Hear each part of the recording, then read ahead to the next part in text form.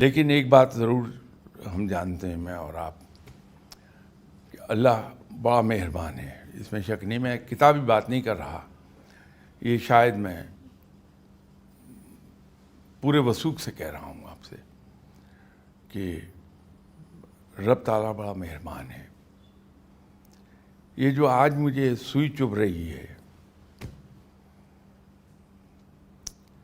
اس کے پیچھے مصلحت ہے.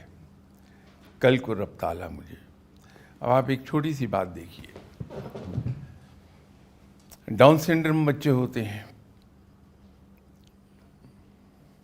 آٹسٹک ہوتے ہیں بچے.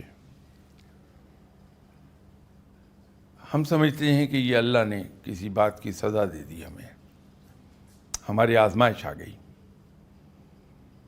لیکن در حقیقت وہی ایک بچہ جو آٹسٹک ہے یا ڈاؤن سنڈروم ہے، وہ ماں باپ کے جنت کی گارنٹی ہے کہ اس بچے کو وہ سنبھال رہے ہیں.